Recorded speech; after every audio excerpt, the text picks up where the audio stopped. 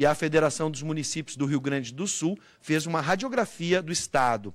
Prefeitos e lideranças foram ouvidos. O resultado disso vai ser publicado em um livro e deve servir de base para as ações que precisam ser feitas nos próximos 15 anos. O coordenador-geral do projeto e ex-prefeito de Canoas, Jairo Jorge, está conosco. Boa noite, seja bem-vindo. Boa noite, Bives. Um grande prazer estar contigo e eu queria já te deixar aqui o livro. Muito obrigado. Desse projeto que nós lançamos pela FAMURS. Deixa eu mostrar aqui para qual câmera eu mostro. Para 1, pode ser? Tá para 3 aqui? Então, daqui, a RS 2030, né, o nosso futuro em debate. Bom, vamos começar a entender o drama dos prefeitos do Rio Grande do Sul. Há muito tempo a gente recebe inúmeros prefeitos aqui no programa, também a FAMURS, e o que fica muito claro é que, por vezes, para não dizer na maioria das vezes, a União acaba sendo madrasta, concentrando os recursos, né, as arrecadações, e repassando não esses recursos, sim as responsabilidades para os municípios. Prefeito, um pouquinho do que o senhor passou aqui em Canoas e da realidade que o senhor começa agora a se confrontar. Bives, neste processo, foram 2 anos de discussão, participaram cerca de 1.535 lideranças, entre prefeitos, vice-prefeitos, secretários, vereadores, também pessoas da sociedade, os corédios, universidades. E os prefeitos, de uma forma geral, foram 278 cidades, portanto, mais, 56%, mais da metade dos municípios do Rio Grande do Sul participaram ativamente deste projeto. E uma das questões que foi pontuada é uma reivindicação antiga já dos prefeitos e vice-prefeitos, é o tema exatamente do Pacto Federativo. A cada R$100, só 18 voltam para os municípios. E isso é lastimável, porque as pessoas vivem na cidade, elas não vivem no Estado, elas não vivem na União, são abstrações. E a União fica com R$54, R$55 em cada R$100 que é arrecadado da sociedade. E, portanto, recai sobre os municípios, especialmente os problemas na saúde, na educação, na segurança. Então, esta é um tema que pontuou esse debate, que nós estamos olhando para daqui a 13 anos, para 2030, a necessidade de um novo pacto federativo. Eu vejo que este estudo, Bives, ele é importante porque sempre os prefeitos reclamam, reivindicam.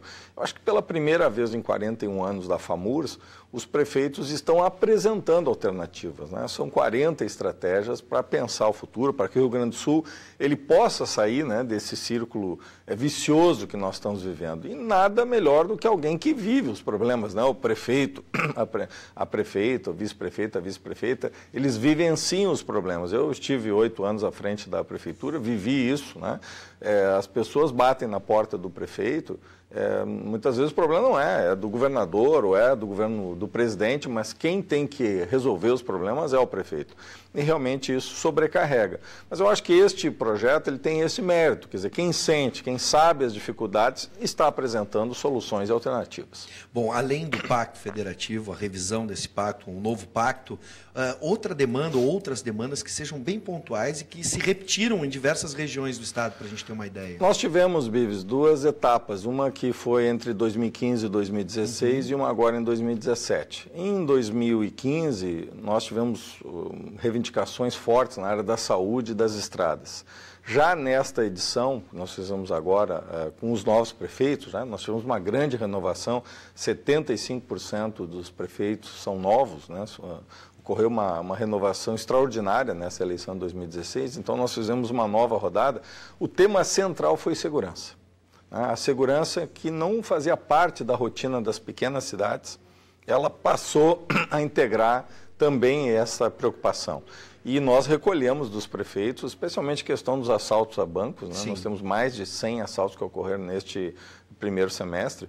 E isso trouxe muito pânico, muito medo para o interior. A ausência de policiamento, falaste agora, estarão novos policiais, estarão ingressando, mas nós perdemos entre 2015 e 2016 mais de 4.000 homens e mulheres da Brigada Militar em razão de uma aposentadoria precoce, pelo fim de uma gratificação de permanência que existia até início de 2015, entre 2014 e 2015. No final No início de 2015 ela foi extinta. Isso levou a uma aposentadoria precoce e nós perdemos densidade, né? Talvez esse seja o menor efetivo desde o início dos anos 80. Sim. E esse medo, digamos, esse pânico e essa violência, ela cresceram muito no interior. Eu diria que hoje essas pautas, né, a questão da saúde, a necessidade de uma regionalização, o tema das estradas, né? Nós ainda temos 75 municípios no Rio Grande do Sul que não têm acesso asfáltico, ou seja, as pessoas têm que, às vezes, trilhar 30, 40, 50 quilômetros, né, de estrada de chão para chegar na sua cidade. Então, este é um problema que apareceu fortemente. E apareceu também, além da segurança, apareceu também a questão da educação, especialmente para o jovem, né? Porque um dos grandes problemas, Vives, é a saída do jovem do campo, né? Ele muitas vezes acaba abandonando a família, vai para os grandes centros. Nós temos hoje um problema sério de sucessão familiar, né? Ou seja, o pai, a mãe não tem mais para quem deixar a propriedade. Na bacia leiteira hoje do Rio Grande do Sul, nós temos mais de 800 mil produtores, metade já não tem mais sucessor. Então, isso gera uma grande preocupação, que é garantir que o jovem fique, né? Uma ancoragem rural, como nós chamamos nesse estudo, que aí é a internet alta velocidade, energia de qualidade, né? Estradas, comunicações, tudo isso ajuda e é um problema sério que nós detectamos também. Bom, no caso da segurança, voltando umas casinhas, né, a gente sabe que é a responsabilidade do Estado, especificamente. As relações, por exemplo, com municípios da região metropolitana e aí com a sua experiência, a gente tem uma diversidade muito grande na criminalidade envolvendo o tráfico de drogas, por mais que algumas possam ter relações próximas, como o furto de veículos para financiar o tráfico, enfim, é um tipo de problema. Já algumas cidades do interior tem outros problemas e a novidade grande essa é o crime organizado atacando cidades do interior. Dá para a gente apontar algumas soluções, porque aí eu não acredito que, por exemplo, no município como Almirante Tamandaré, que tem 2, 3 mil habitantes, o policiamento ostensivo seja tão necessário, uma cidade calma, pacata, a população também. Só que esporadicamente, nem tão esporadicamente, né, ultimamente a gente tem visto esses ataques com poderio de armamento muito grande, né? A gente vê também violência sendo empregada contra moradores. São estratégias diferentes. Isso a gente consegue visualizar na segurança pública, até para não cair no colo do governo, do prefeito, como, por exemplo, o município de Almirante Tamandaré, como é que vai formar uma guarda municipal, né? É praticamente impossível, né, para os pequenos municípios fazer o que nós fizemos aqui em Canoas e outras grandes cidades, né? Sim. Eu vejo que é necessário, tem solução sim para a segurança. É claro que as soluções elas não são fáceis, elas são complexas, elas, né, são difíceis, né, elas não são simples, mas tem solução. A experiência, existe tanto a experiência de Nova York, a experiência de Medellín, Bogotá, elas mostram que tem como tu enfrentar o crime organizado, né, e o crime que se coloca, digamos, nas ruas tentando, através do tráfico de drogas, tentando garantir os seus mercados, né. Esta guerra surda e os assassinatos, né, que ocorrem são resultado disso, né? Mas o cidadão paga a conta. Quantas pessoas muitas vezes são vítimas de uma bala perdida ou muitas vezes um assalto a um carro, né, a um veículo. O roubo de veículos, o furto, ele é a moeda de troca do crime, né? O crime usa o veículo para comprar armas, comprar droga. Então, nós temos que combater. Eu acredito efetivamente na tecnologia, é um caminho forte para apoiar a ação dos homens e das mulheres que atuam tanto na Brigada Militar como na Polícia Civil. Nós temos que ter inteligência, né? Fizemos aqui, Bives, tu recorda, em Canoas, tanto a colocação de câmeras como também o áudio monitoramento, o ShotSpotter, que é um sistema que está hoje em 80 cidades americanas. Eu acho que essas cidades maiores, tu poderia ter centros regionais que monitorassem as cidades, né? É preciso, então, câmeras em pontos estratégicos, né? São, às vezes, 3, 4 câmeras já monitoram a cidade. Isso poderia, efetivamente, ter centros regionais que pudessem dar uma segurança 24 horas para o cidadão sem, muitas vezes, ter a necessidade de ter lá um efetivo que muitas vezes não é utilizado naquele momento ou quando acontece, no caso de um assalto, ele é insuficiente, né? E ter pronta resposta, ou seja, ter capacidade de responder efetivamente. Eu acho que o uso da tecnologia, a inteligência também é o caminho para enfrentar hoje o crime organizado. Nós tivemos um crescimento hoje das facções. Isso tem muito a ver com os presídios, né? Eles transformaram os presídios em escritórios avançados do crime. Então, nós temos que ter um olhar também nos presídios. A questão dos bloqueadores de celular é um desafio, é uma necessidade, porque isso tira do crime essa capacidade, né? Hoje eles comandam o que acontece na rua de dentro do presídio. Sim. Então são ações com inteligência, que desbarate este crime, que também possa combater aonde eles buscam dinheiro. Nós defendemos aqui em 2011, Bives, a colocação de um sistema, um cercamento eletrônico, que é um sistema de leitura de placas, mas com algoritmos. Isso permite desvendar, muitas vezes, o uso de um carro para campana. Sempre que vai acontecer um assalto, eles vão, alguns dias antes, verificar o local, né? E eles usam um carro que não é um carro roubado.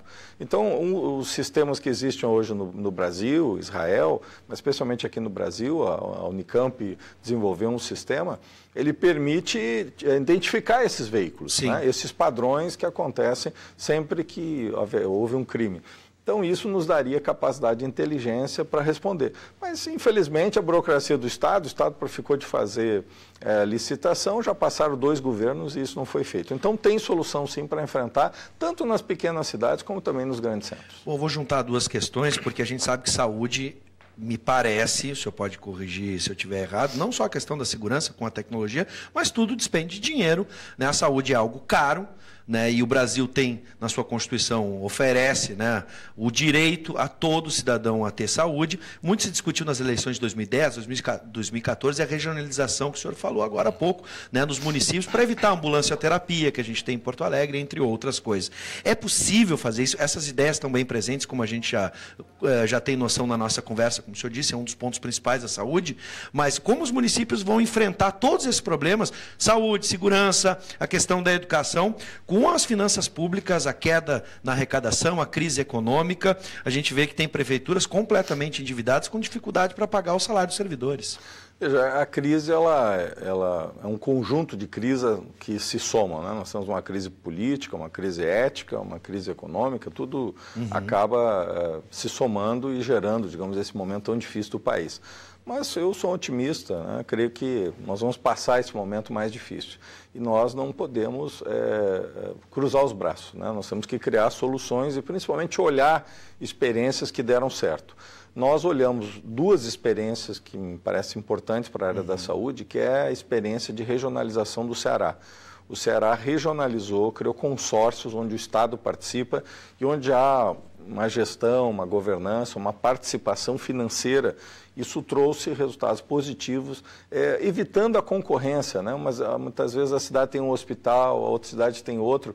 Temos que trabalhar, eles fizeram isso de forma harmônica, né? Convergindo o serviço e não disputando o serviço. Não há isso hoje no Rio Grande do Sul, não há uma regionalização efetiva e nem há consórcios onde o Estado participa. Então lá eles avançaram muito bem e eu acho que é um bom exemplo. Em Santa Catarina, eles desenvolveram, Bives, uma metodologia que é remunerar os médicos. Hoje, tanta polêmica aí, né? O próprio ministro diz que os médicos têm que parar de fingir de trabalhar, o que é uma agressão hoje para os médicos, na minha opinião, porque tem excelentes profissionais, não é um profissional que vai acabar sombreando uma categoria que salva a vida todos os dias de milhares e milhares de pessoas em todo o Brasil. Então, eu acho que esse sistema que foi implantado em Santa Catarina, ele valoriza o médico no sentido de que ele, na medida que ele ultrapassa aquela meta que comporta o seu salário, ele ganha um acréscimo. Então, ele ganha um resultado. E isso aumentou muito a produtividade dos médicos.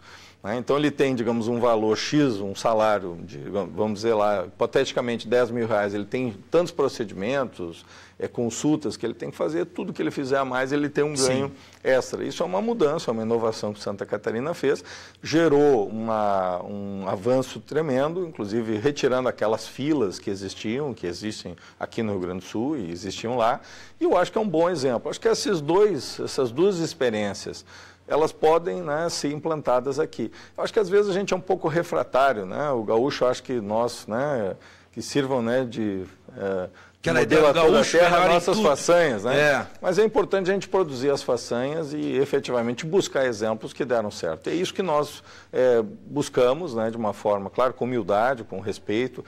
Prefeitos é um projeto pluripartidário, não há aqui um partido. Prefeitos de todos os partidos participaram. E eu penso que é esta maneira, né? Nós não podemos também ficar, Bives, atirando pedra mais. Né? O Rio Grande do Sul tem essa tradição de ficar atirando pedra no Sartori, no ex-governador Tarso, ex-governador Iedo, ex-governador Rigoto. eu penso que a gente tem que usar essas pedras para construir os alicerces do que a gente precisa, do futuro que nós desejamos, e não ficar tirando pedra em ninguém. Prefeito, quem quiser ter acesso a esse estudo, até mesmo quem sonha, por exemplo, em entrar para a vida pública, e aqui temos um brilhante trabalho para que a gente possa pensar o nosso futuro, e com a experiência de diversos prefeitos, como é que a gente pode encontrar? No site da FAMURS nós temos a versão digital desse livro, e também através da própria FAMURS é possível, se algum estudante ou professor desejar, pode contatar. Perfeito. Nós vamos agora estar encaminhando para todas as universidades, né, para que as nossas instituições possam ter acesso também a esse trabalho, para que os nossos estudantes e pesquisadores possam utilizar. Mas através da FAMURS, né, está à disposição, no site da FAMURS, nós temos a versão digital, ou através, né, do site também entrar em contato com a entidade. Prefeito, uma honra recebê-lo, seja sempre bem-vindo à sua casa, aqui ao Ubra TV. É verdade. Muito contribuiu para a história da nossa emissora. Tive a honra de ser jornalista, minha profissão, né, eu sou jornalista, trabalhado aqui é uma alegria, e ter participado da vida dessa grande universidade. Seja sempre bem-vindo, a casa é sua, prefeito. Muito obrigado, Bibi.